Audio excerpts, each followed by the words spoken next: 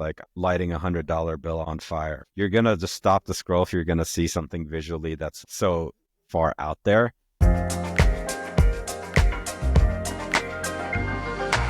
Welcome back to Horizons Podcast, where I convince marketing leaders to spill their secrets with the rest of us. I'm your host, Nate Desmond, and today I'm excited to be sitting down with Faisal Al-Khalidi.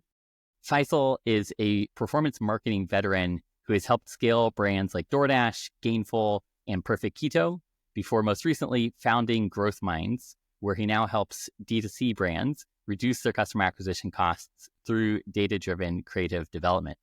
I'd love to start at the beginning. Way back in 2013, you joined Payfort in Dubai as a data analyst. What did that time as a data analyst teach you that continues to inform your work in marketing? Being a data analyst was probably the first 3-4 years of my career as a marketer. Leaned always heavy data analysis on the marketing side. And I think what really kind of taught me through that journey was just how to be more data-driven and apply that to whatever kind of business function I was working on. So when I was at Payfort, actually most of the data analysis that I was working on was on the sales side of things.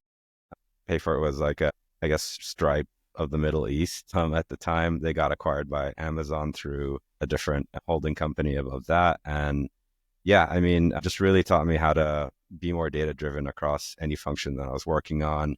Sales at the time, started leaning into marketing, got into growth marketing or growth hacking at the time. That kind of led me down the path that I'm at now. Which is where we met at Tradecraft in San Francisco, both studying growth marketing. Going back to Payfort, I believe one of the bigger drivers of success, at one point at least for that company, was the state of payments report that you were creating. How That's did right. that idea come about, and what was the go-to market for it? One of the things even I just helped kind of notice a gap in our marketing and even lead generation strategy was more of like inbound efforts to do that. We were so outbound driven in terms of cold calling, email outreaches, just general business development that we didn't have much of a inbound thought leadership approach. And that was like a thought to just leverage the data that we had internally as a payment provider and try to just uncover trends that were happening in the Middle East at the time with payments.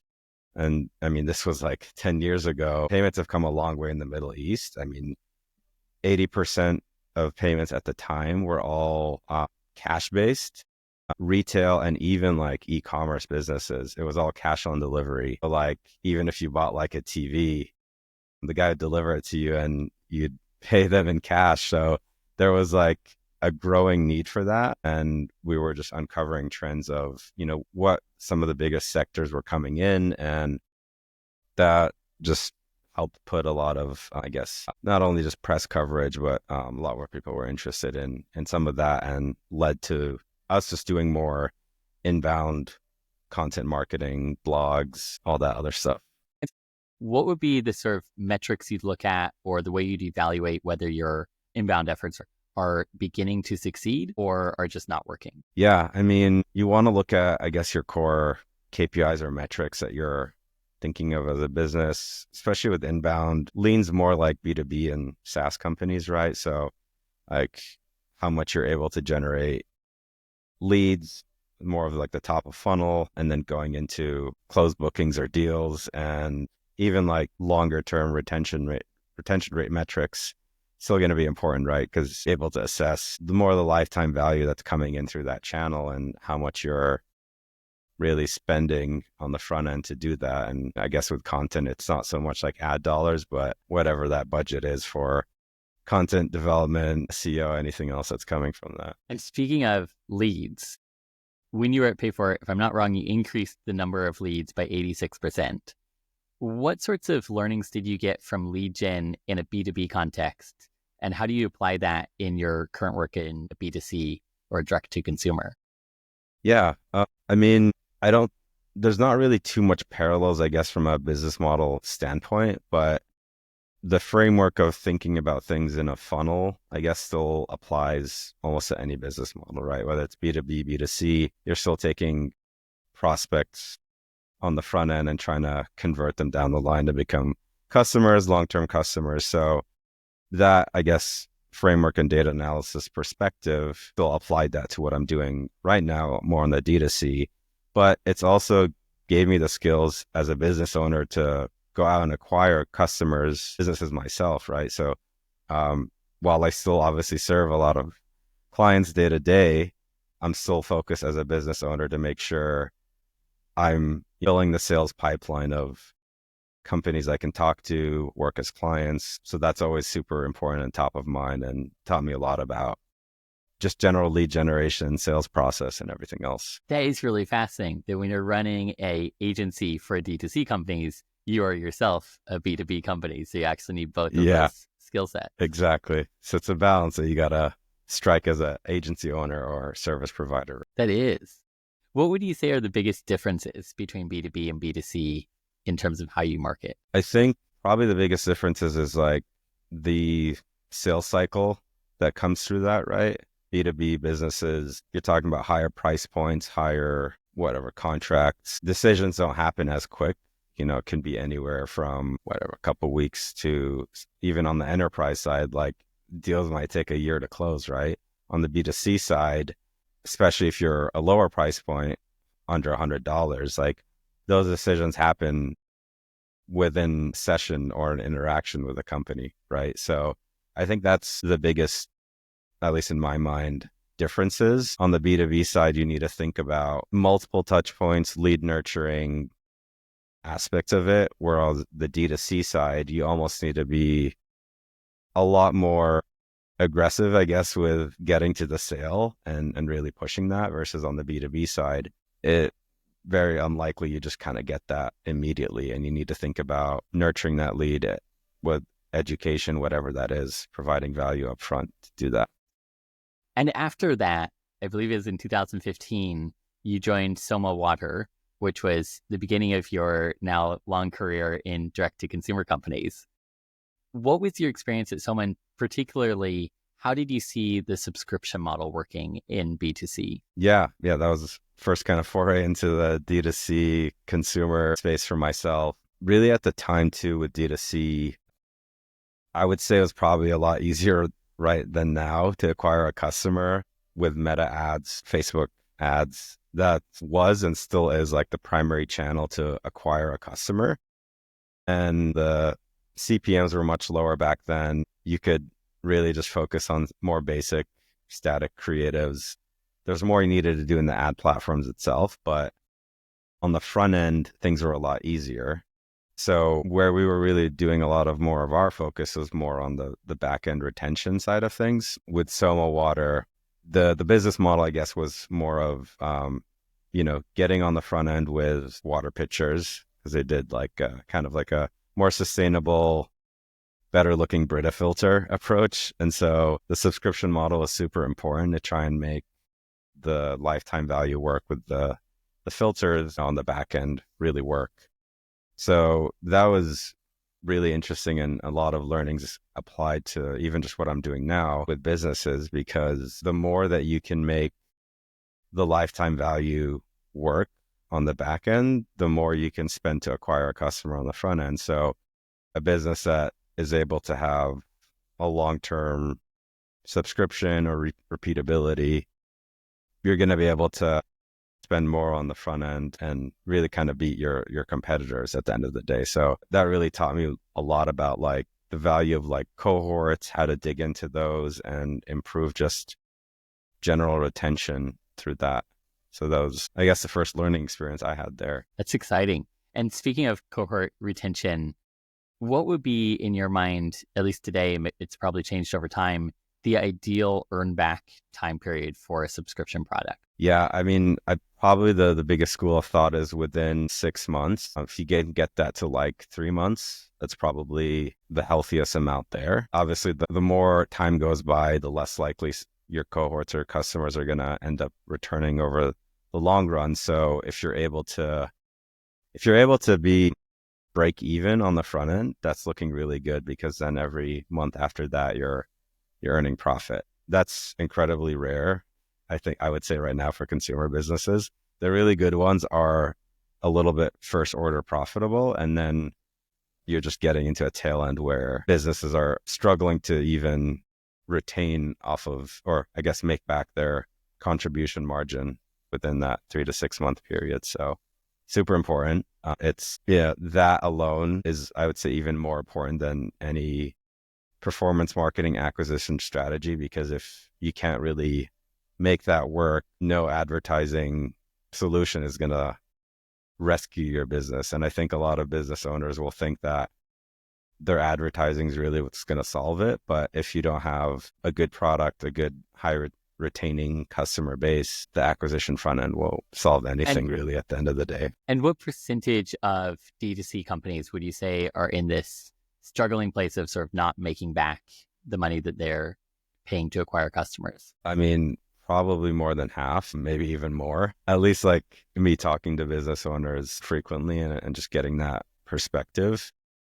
I think that's where a lot of businesses sit. And there's also just a lot of companies who don't have enough, I guess, assumptions to do that. They kind of assume they will have that higher retaining kind of perspective, but they're much more younger businesses that they're still kind of learning what that's going to look like too. And what would be your approach? Like, let's say you're put in charge as CEO of one of these companies that is not earning back what they're spending on customer acquisition.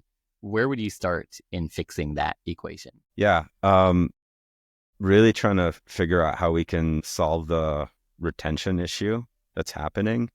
So you definitely want to try and dig into the data and better understand where that drop off might be happening, right? Often it's like within the first 30, 60 days, if you're kind of plotting out like retention rates, cohort rates, you'll see the biggest drop off in that curve might happen in the first couple of months. That's typically what kind of any consumer business will see. And really just from there, better understanding why that's happening, right?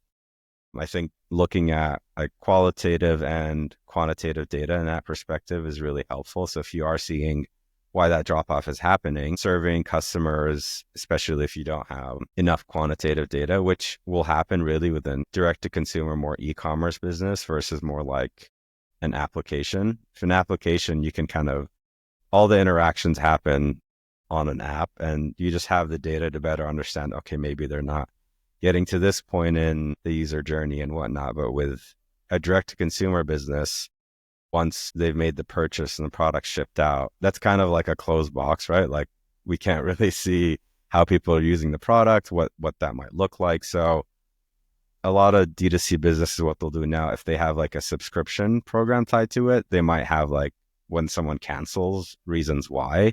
That's always helpful, but it's not necessarily fully informative. So really just kind of getting in the weeds there and surveying customers, getting on phone calls with them, just maybe even basic email conversations to see what might not be good there, and addressing that and making that a better part of the experience or whatever problem you're trying to solve for. And that raises another really interesting area when you think about different types of D2C companies. When you have a physical product that you're sending out, there's no app where you can see the logging of exactly what people are doing in the app. What would you say is the normal analytics setup at one of these companies? When you look at like purchases through different companies or shipments or reorders, what would be the analytics that you would be looking at to understand how customers are using your product? Yeah, I mean, outside of, again, like more of the web conversion rates of getting on that product, shipment times, really it's most of I guess the metrics you can actually look at is maybe anything that's happening through like lifecycle marketing, email, SMS, right? Because once you get their contact info through either really getting through a purchase, that's when you're going to, I guess, be able to interact with them through email. And that might be maybe a leading indicator for how they would actually retain the product if they're engaging with your emails, communications, content afterwards. That might be some way to kind of look at it. But really it's, you're just then looking at like basic reorder rates on a cohort monthly basis, and then just doing your best to figure out what that actually means in terms of why they're not reordering through other means. It is incredibly difficult. Yeah. And that brings us to your next company. You went from Soma Water to, I believe, DoorDash, Yeah, that's right. working on services rather than products. Another big transition. What were the differences between selling a service versus selling a product? Yeah, I mean, with DoorDash, it was more of a consumer-based service, right? I mean, your DoorDash had like a three-sided marketplace approach. You had your consumers who were ordering the foods, you had the dashers, the delivery drivers on the platform, and then you had restaurants. When I moved there, worked there, I was a data analyst working in all three areas, but mostly on the consumer side of things. So really just kind of uncovering insights and providing data to help grow all three parts of that business. So super interesting dynamic, just like the marketplace model.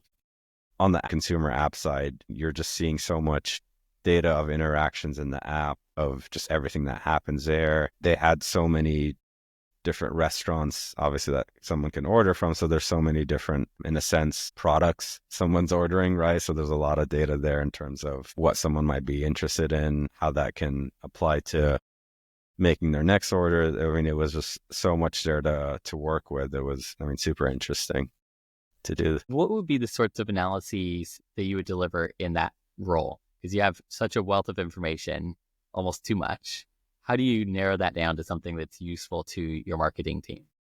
Yeah, I mean, really depends on the specific function you're working on, break it down either on the acquisition side, activation, or even retention. Each of those has different kind of metrics to look at and insights to uncover. So like on the acquisition side, with DoorDash, it was fairly well, I guess, distributed through different types of channels. Unlike maybe a D2C or e-commerce business, I mean, you had an organic referral mechanism that happened in the app of people referring users. That was pretty big. You had a lot of offline marketing efforts, press, TV commercials, direct mailers, your performance marketing channels, your ad channels, which like had the most data, even just like organic search. So there was a lot there to kind of distill down, and like even just looking at it from a basic performance marketing perspective on then ad channels. And then once somebody's signed up or installed the app, then you have all the app data that you're looking at. So yeah, I mean, the challenge there was always trying to figure out the best metrics to really know and what to optimize, and uncovering those insights for the team that was actually executing in those areas. So like your product managers on the app side, or the channel managers for the ad channels on the acquisition side. So seeing what they want to understand, more details or narratives that needed to be uncovered, and doing things that way. And that actually brings me to your time at CarDash. So after DoorDash, you went to CarDash. Yeah. And at CarDash, I believe you're working again across a lot of different channels. I think 9 different channels. Yeah. How did you find the synergy between those channels, or were they all just individual channels that operated on their own? Yeah. There's definitely synergies that happen there. Really just kind of any marketing channel that would happen. A few really, like when you're looking at things, to take somebody from being some kind of level of prospect into becoming a customer, it's never really just a very one touch acquisition story. For that to happen, like that will happen. You're probably lower cases of somebody actually clicking on an ad and then immediately becoming a customer. But really the story ends up looking like they might click an ad, come back later, come back through their own research on the company. Maybe they ended up finding a press article. So there's like that multi-touch story that you need to sort of understand, and seeing how you can capture somebody through different touch points and how things kind of come together that way. So there's definitely that piece too. When I joined CarDash, that was my first head of marketing position, just kind of jumping into that. Whereas before I was either working as an analyst or working on just one channel specifically. So it taught me a lot on how to like zoom out and see the bigger picture versus just kind of being in the weeds in one thing. And I'm curious to go deeper on multi-touch attribution. You could literally do a PhD on attribution, but in a simple way, how did you approach multi-touch And how do you advise clients to approach that today? Yeah, I think how I've approached it has changed so much since I've like been involved with it. It really just kind of ended up coming down to the different tools or mechanisms you had to actually be able to do that. Now, more recently, there's a lot more out of the box tools that really just help you uncover the full picture and then be able to give you different views on how that multi-touch story will work, right? So I don't know if there's a right or wrong answer for like what's the best approach. Like with multi-touch attribution, like you have different options of how credit to channels can be applied. Like you have your basic last touch, we're going to give all the credit to the last channel, or the first touch, which probably isn't the right one, right? Because there's all the middle stuff that happens. But then you look at it, it's like evenly distributed, or you're putting more weight on first and last touch. I guess that's the challenging part, is like figuring out like what the best one is for your business or industry. But really what I would say is whatever you end up going with, just being consistent with that methodology, so that if that's a methodology you figured out would be the best for your business, maybe you're comparing to other companies or peers in your space, competitors, what are they using?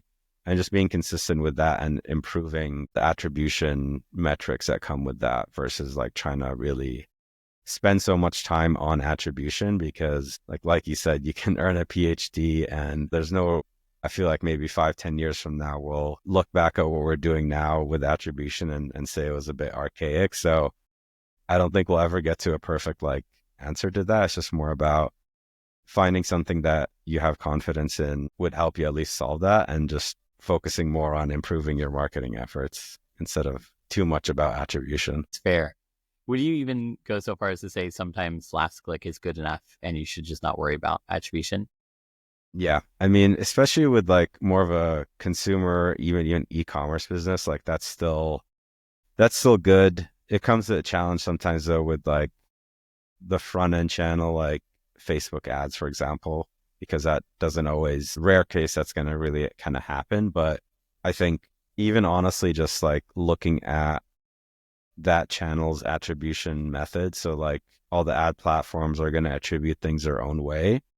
Even if you just look at it from that perspective, that's still going to be beneficial. But yeah, I mean, even just looking at a last click and seeing if that trend within that methodology is improving, like it's still going to give you a better story to understand how things are working there. It makes sense looking at the trend with a consistent methodology. You have transitioned over your career from being the data person to now still being a data person, but also being an expert in creative development. When did that shift start happening for you? Yeah, I think as I moved back into direct-to-consumer e-commerce businesses, I really started to focus more on the acquisition side of that versus the retention side. And going into acquisition, it was so much more focus I was putting onto paid acquisition, paid marketing efforts.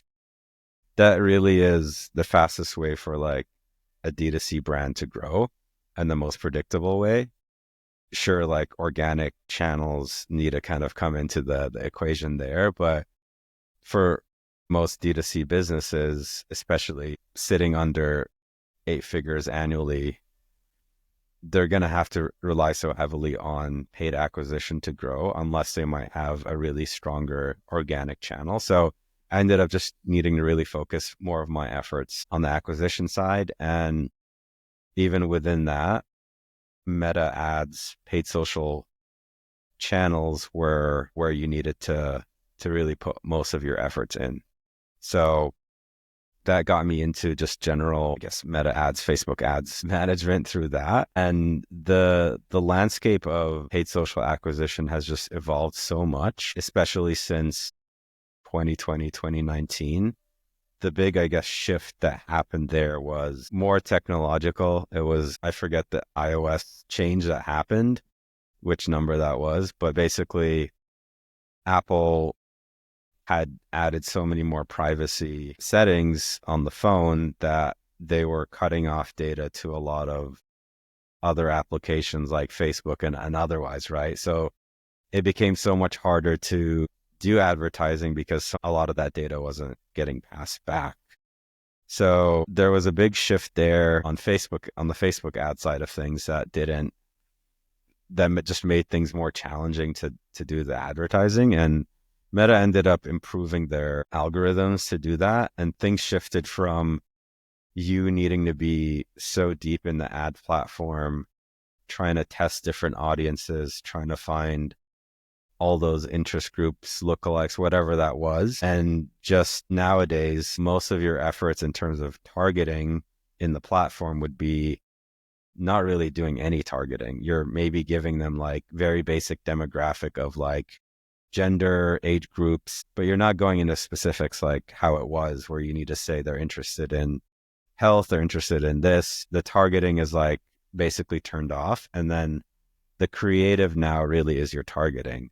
So what you say in your creative, what you say in your ad, who the person might be in the ad. So like if it's a video ad and you have a person there, they'll look at that signals, right? Like trying to extrapolate that to who to target to. So it's a bit of a black box, I think, in meta ads now, but you just need to really so much focus now on your creative, and that becomes like your targeting strategy and everything else. So that's what led me to do what I'm doing right now today, is helping businesses with their paid creative strategy. And that's how they're going to be able to scale up their advertising efforts on meta ads and even TikTok ads to be able to scale up with their acquisition efforts. And this is probably a very newbie question, but maybe some of the listeners also share my same question.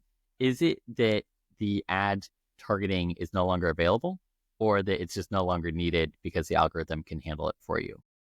It's still there. So you can still do the more classic methods of picking an interest group or lookalike, like all the different targeting options that exist. And you can still get some good performance through those efforts.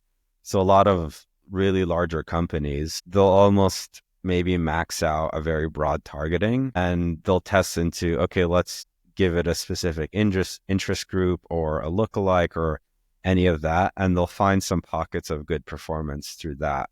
But what I've seen is you're going to get a better ROI if you focus more on just dialing in your creative strategy with broad targeting versus trying to tinker too much with all that other stuff. But you can still get good performance. And again, bigger companies will find that. It's just, yeah, like the 80-20, I guess, of performance is going to come from just really broad targeting in a sense. Let's say I have a company that's manufacturing keycaps for keyboards, something fairly niche. Would I still pursue this sort of broad targeting, but targeted creative?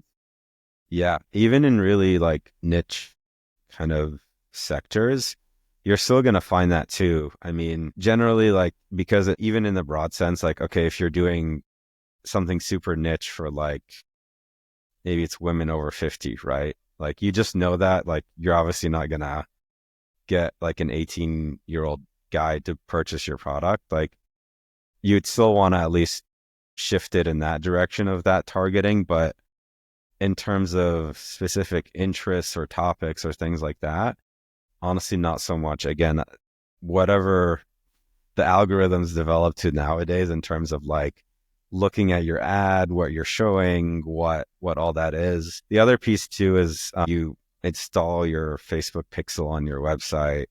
And I think also Facebook, like when you do that, they do something where they're like crawling through your website, like trying to find out what copies on there, what you're actually in. So they're using those signals for sure and anything else. But yeah, it's just not so much like you needing to manually feed it what that is. It's amazing. Okay, so let's get super tactical here.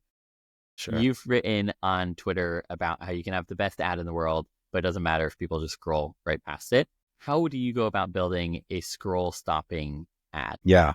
Stopping the scroll is like your first kind of objective, right?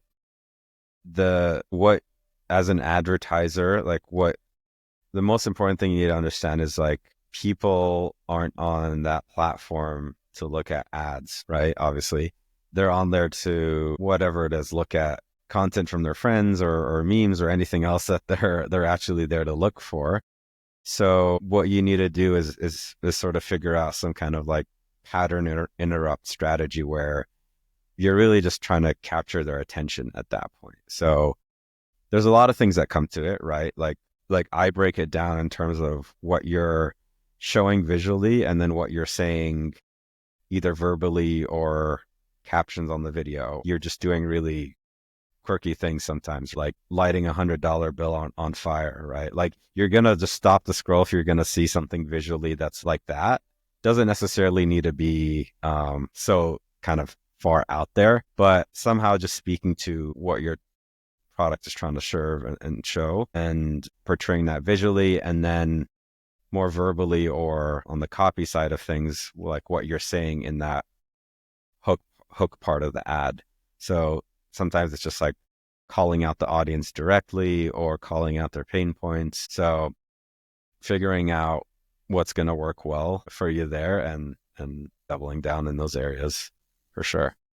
And when you look at it, so assuming here we're talking about like short form video, YouTube Shorts, TikTok, etc. When you are trying to reach someone and stop the scroll on these platforms, do the captions matter the most, or are people listening with sound on and you actually want to have the right audio as well?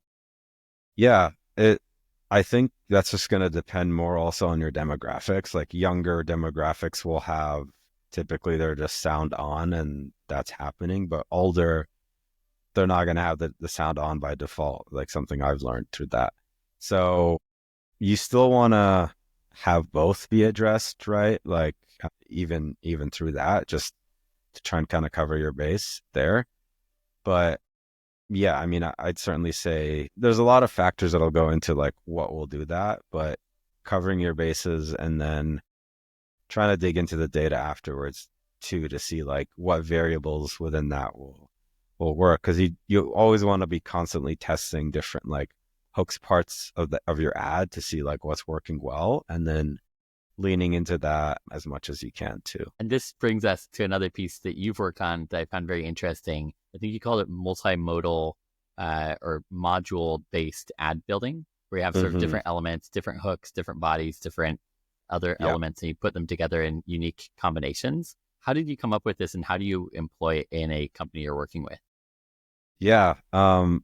Modular testing with ads really, or creatives. I forget where I learned this concept. It was from someone on maybe Twitter or LinkedIn, whatever it is. And some peers also kind of helped me learn into this approach. But it's especially as we have moved more just as an industry with going more with video ads work so much better than plain like static plain images, really, because at the end of the day, that's how people are consuming content these days. Like people are consuming content with videos on any platform.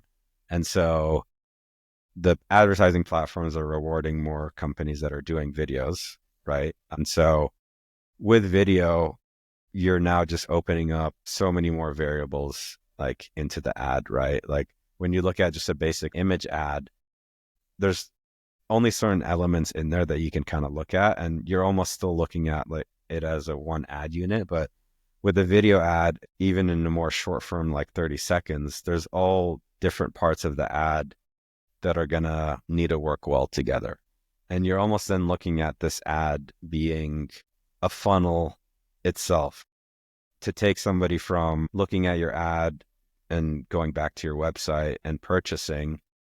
It's not enough that they just like kind of look at the first 3 seconds and then they're converting after that. You need to look at all the parts of the ad and understand how that's going to work and approach. So I think a lot of even advertisers or businesses will just put a video ad out there and look at it as like one whole piece. Maybe they're just looking at like the click-through rate and the conversion rate of it, but there's so many more pieces you can like break down there. And then now really what you're looking at is like the intro part of the ad, the body part of the ad, like the call to action part of the ad, like you mentioned, and just looking at the data points there to see where somebody might be dropping off. Like maybe you're capturing their attention the first 3 seconds, but then they stop engaging with the ad and you want to understand obviously why, so you can build that. One, to Just obviously tell to your story and conversion better, but also it's important to have a very engaging ad, because the ad platforms want to reward engaging content, and that's how you can reduce your cost per impressions at the end of the day. So making sure you have a full engaging ad unit is important, and breaking it down is how you do that. And just for those who may not be familiar, may not have posted video ads yet themselves, my understanding is you get a graph that shows the watch time attention of the viewers. So like you start at 100% of viewers are watching, and then it drops down eventually to 0 at the end of the advertisement. That's what you're talking about, and looking at which section is working well. Yeah, I mean, that's certainly a big piece of it too, right? And then there's like different metrics that work really well to help you understand within that too. So not just like looking at this overall drop off, but we talked about that scroll stopping part of the ad that we need to kind of solve for. So the term out there is like hook rate, which is like how well are you hooking people into your ad, which is like impressions over your first 3 seconds typically, because that's like how long it takes to stop somebody. So that's like one metric to look at within your overall viewership, right? And then another common metric called out there is hold rate, which is like after you've gotten them to engage with your ad, how well are you holding them through the rest of your ad? So then you're looking at, okay, of those like 3-second viewers, how many are watching like to 15 or longer, right? And there's so many different ways you can slice that in the ad platform to see all those like kind of different performance metrics within that. But it really just helps you understand your individual block units of the ad and how you can make a better one in the future. And it's almost like coming down to assembling different like Lego pieces within an ad. So if you found like a good first 3 seconds of your ad, that could still work well oftentimes in any other ad that you do in the future. So you can like find like a good first 3 seconds of your ad. Maybe there's different like iterations of it or variations of it, but then you're like finding a different body of an ad that would need to work well, and so forth. So there's a lot of like pieces there you can mix and match, which also makes it easier to not have to constantly create like new ad concepts, right? Or trying to get too creative. Like where I see better performance is like just kind of iterating off of proven winners and just doing more micro touches versus like complete broader swings. And going deeper onto this hook rate and hold rate, I love these concepts. What would be a good benchmark for both, or is it very different between businesses? It is varying. There are varying differences for sure, just depending on your space or even just demographics. Like that's still going to be a factor. You do want to find whatever that threshold is that's working for you and improving over that. But generally for like a hook rate, something above 30% is going to be really good. But again, like that's an average kind of basis and looking at it. But once you really like what you want to do is find like what like your benchmark cost per acquisition or whatever your core metric is, right? Usually you're looking at cost per acquisition or return on ad spend. Like that's how you're going to measure your ads at the end of the day. And when you find sort of that threshold for what good performance will look like for those two metrics, you'll then often see like, okay, the ads that are hitting those targets, what are their like the individual metrics within the ad looking like, right? Maybe your hook rate needs to be 50%, your hold rate needs to be 30%. And like, so you just look at like your best performing ads and then what are those like sub metrics look like? And then you're just like trying to figure out how to improve those metrics constantly over time. What would be the ad saturation rate, or even just the life cycle of the ad? Would you run a successful ad for a year, for 2 years? When would you say, this is great, but we need something new? Yeah, I mean, really it's when it stops performing. But like when your, CPA or ROAS, whatever you're looking at, isn't hitting anymore, the ad's obviously not working. I've had ads just run for honestly like a year or more without touching them. And I've had ads that like die within less than a week.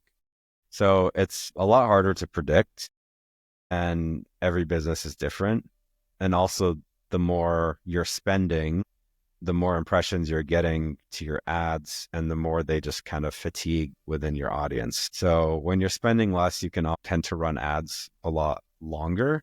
But when you're spending more, you need to be like refreshing ads a lot more often. So that's, ends up being a very important part for a business to focus on, is how quickly they can refresh their ads and do that. Which is where the modular design can help in that faster refresh rate. Yeah, exactly. Right. You've also mentioned the big three of creative success, which I believe are attention, interest, and desire. How do you make sure these surface in the ads you design? Yeah. Yeah, that's certainly like your classic marketing framework, right? Can even break that down to like attention, interest, desire, and action. So like your call to action. That's just one, I guess, framework to kind of look at it, but it's a very basic, universal, time-tested framework in marketing generally and direct response. So yeah, even just within that, like your attention with a video ad, again, is that like hook first 3 second part of the ad, right? Are you just capturing their attention? And then building interest is really where you're getting down to what this product might do for them, right? So like you're getting into the pain points a person might have, or whatever that is that their inherent desires are going to be. And then the desire part is where you're matching what that person's pain point or desire is with what your product is going to do, and then kind of bridging that gap and then getting to them to take action. Building on that, you posted on Twitter something I thought was quite insightful, that ads should be mirrors rather than windows. How do you do that well?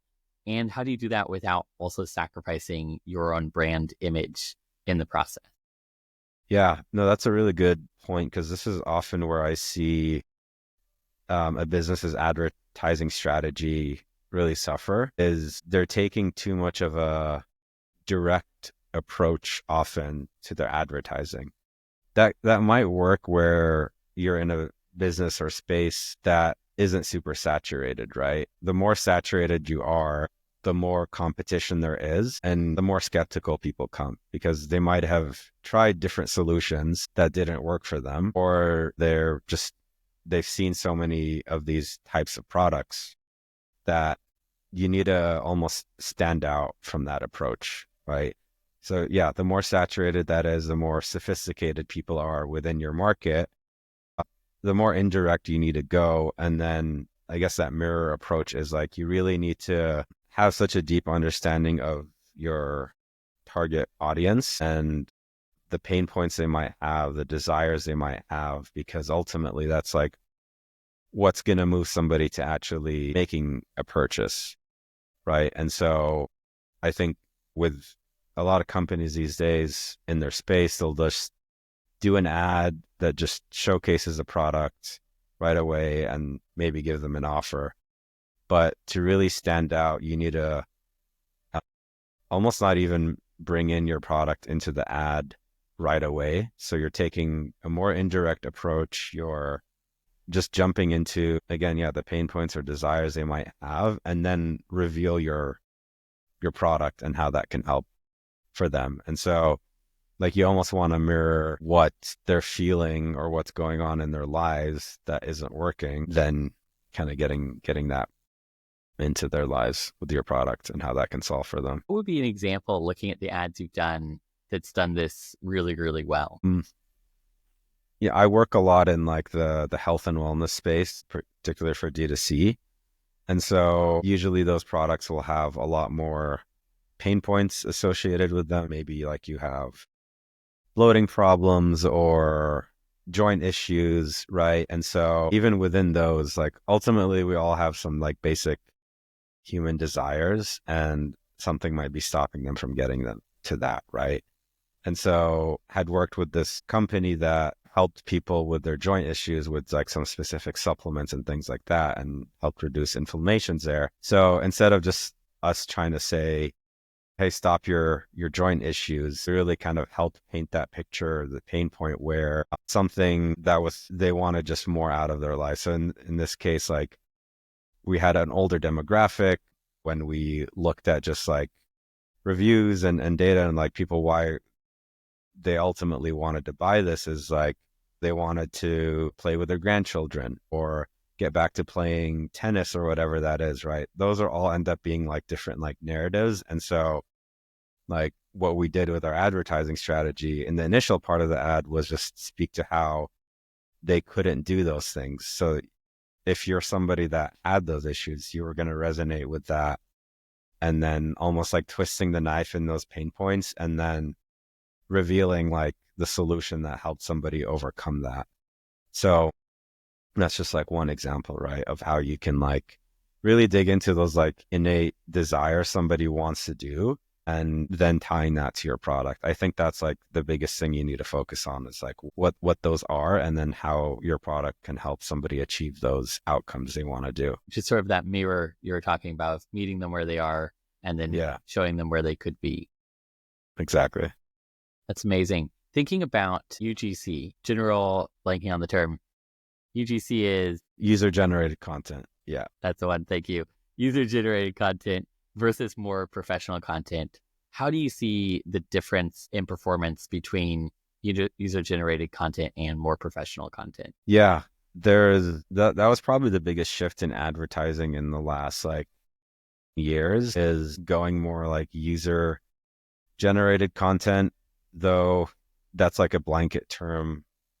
I mean, a lot of days, like a lot of those UGC type ads, they're not really like customer type videos. Like they're not necessarily authentic. They just look like so lo-fi production that it looks like a customer or somebody's just filming it off of their phone, right?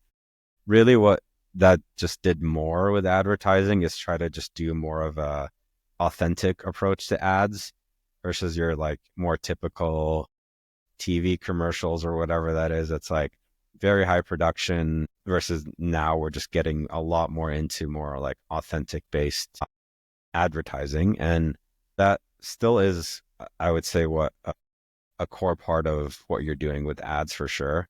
Trying to get more user generated content, asking them to submit a quick 10, 15-second video of why they like your product. I mean, that will still cut through the noise of all the UGC because it is starting to get more saturated. Consumers are starting to get more aware.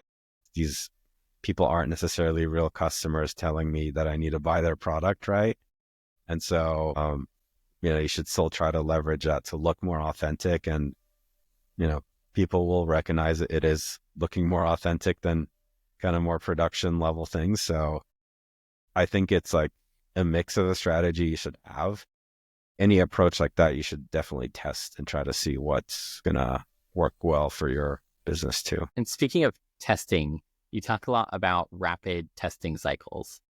What does this look like on the ground? Like if you're building a rapid testing cycle for a client, how do you operationalize that? You want to really build a process to be able to test as much as possible. Any high growth business that you look at, what's separated them is how much more tests they're able to put out. Even if you look at Facebook or Amazon or any of the big tech companies, they're always like preaching, doing all these rapid experimentations in their business and trying to figure out what works and what doesn't. So when you're doing this, you want to ultimately kind of build a process that would help you do that and what that would look like, right? So having a process to like collect all the different ideas that you want to do, a system for what your top metrics are going to be, and then how you're going to build those ideas around what would work to drive that, and then what that's going to look like in terms of like sprints and productions to get those tests out, and then like postmortems and analyses that happen through that. So just, build the systems and processes that you need to do that, and then just starting to commit to just doing more of those. And the more you can improve that throughput of testing really is what's going to make you win at the end of the day. Let's say I were to start a mattress company, Emma Sleep, Casper, something like that. How many different ad creatives should I be testing in a given month?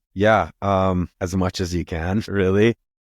The higher advertising budget is going to be, the more creatives you need to be testing to do that. What I've found these days is maybe 1 out of 8 ads that you put out are going to work. The rest are going to be either okay or just like perform poorly. So it ends up being a bit of a numbers game that you do need to put out just a lot more ad units to do that. So I would say within that, like 1 out of 8 ads that you're putting out and how many, almost working backwards from like, say, how many customers you need to acquire for your budget, how many ads you need to put out to at least have like that conservative, like 1 out of 8 hitting. It's probably a good starting point for what you need to do. But also like you can just kind of take a more competitive research approach. What I like about Meta ads, Facebook ads these days is everything is so public now. Like you can plug in any company and see what ads are currently running. And then you have all these spy tools that emerge that help you just capture them as they go out and see what that is. So even just looking at like the top players in your space, you can see how many ads are running currently. And yeah, like usually the winners in that space are just running more ads than anyone else because they're just constantly testing, trying to find winners that are going to work and really just refreshing their ads too. So that's usually kind of a good benchmark to where you need to go. So if I were, let's say I spend $50,000 a month in my mattress company, how many ads would I need to successfully deploy that? Yeah, I mean, individual concepts, not including maybe any variations that you might have like on hooks or whatnot, like you might need to be looking at with that budget, especially like 20 creative concepts like a month at least, I would say. It could be more. Again, like going back to like what we discussed earlier, like sometimes you might have ads that run a lot longer than other ads, right? So that's usually going to be a very big kind of deciding factor too. So you'll need to kind of see an approach through that. Yeah. How much spend would you put behind a creative before you rule it out as not being a converting creative? Yeah. The sort of calculation I would do for that, whatever your average order value is, I would multiply that by like at least 5 or 7. And that's how much spend you should put behind. Because you ultimately want to try and get like, you want to get at least like shooting for like an AOV that's equal to like your cost per acquisition. Like that's getting you close to first order profitable, right? Doesn't necessarily need to be that. So if you're able to do 5 to 7 times in spend of that AOV, it'll give you enough data to just see smart if that's working or not. And then you want to at least try to run it for a week because you just have so many different days of the week that might happen, right? So like you're at least averaging across like a typical Monday through Sunday and then getting it through that. So I'd usually go for 7 days, full week, and 5 to 7 times an AOV to see if that ad is working or not in the testing phase. Makes a lot of sense. Yeah, if you're not getting any sales and spending 7 times your average order value, you probably don't want to spend more on that creative. Also reminds me that I should definitely start a pencil company, not a mattress company, because I cannot afford the average order value times 7 on a mattress company.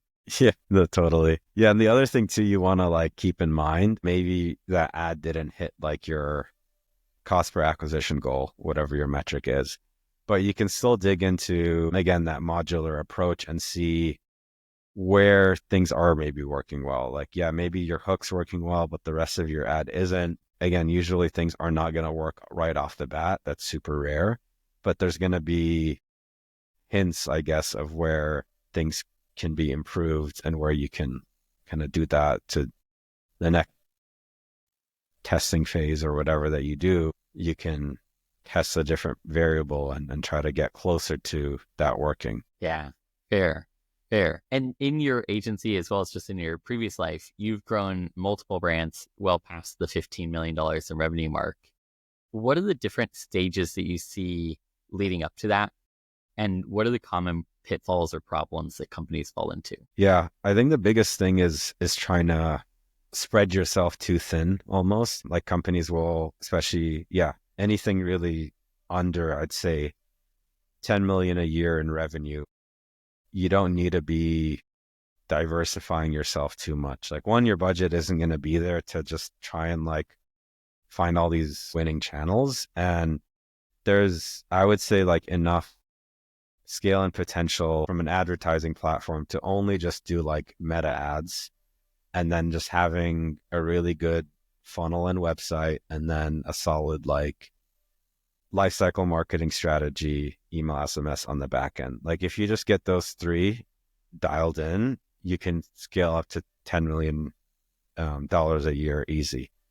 Again, there's just so much potential there. And a lot of companies will fall in the trap of like, oh, I should be on TikTok. I should do this. I should do that. And then you're just like spreading yourself too thin. Things aren't just going to work right off the bat. You need to test and figure those out. And so if you're just focusing on those core channels, like you'll at least get to that 8-figure mark. Smart. If you find a gold mine, dig up the gold. Don't keep looking for another mine. Yeah, exactly. Great analogy. What do you see happens past that $10 million? Yeah, I mean, then you're certainly going to want to look at other channels to do that.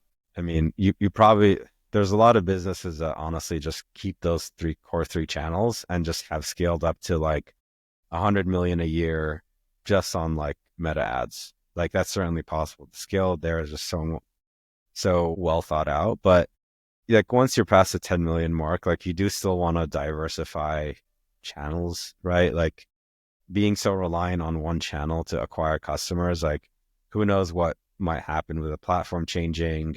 They might decide to shut you down, which can happen. You just need to start kind of diversifying at that point to just at least reduce the reliance on just one channel. So starting to look at other channels for sure and getting that dialed in, certainly. One other concept I wanted to explore with you. First of all, you have a YouTube channel, which has 2 great videos. One of them gets into the idea of AI mining reviews to come up with video concepts. How have you approached this and what are the things you found work really well in looking at reviews? Yeah, I think reviews are like the best thing you can look at to just trying to understand your customer the most, because they'll start speaking about really why they purchased the product in the first place, like maybe what pain points they might have, what specific features make it super unique to them, things that you just maybe not normally would even assume about your own product in that sense. So there's a lot of nuggets there. It really just helps you just understand things so much better, especially if you have just a ton of reviews. And even if you don't, especially if you're in a competitive space, you're going to find a lot of reviews just on your competitors' products and what might make them so good for them, even if you have very similar features, ingredients, whatever that is. And so what I do anytime I start working with a business, the first thing we do is just try to do a very extensive research phase on the product, on the customer, and pulling out insights from that. So reviews are such a great way to do that. And with AI, you can just do things so quickly and just get a really comprehensive understanding of things there. So what we'll do at a basic level is like get a full expert list of reviews and then just ask like AI to summarize the findings and we'll ask it to like go deeper in certain areas, like asking like, okay, here's a list of reviews for my company.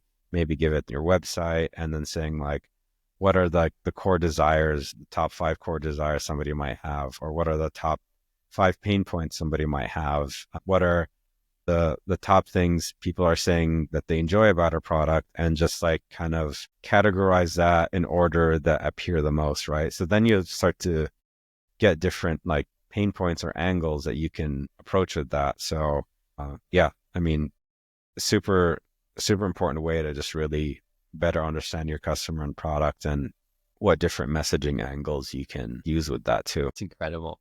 I love what AI has enabled already, and it's just going to get more and more exciting.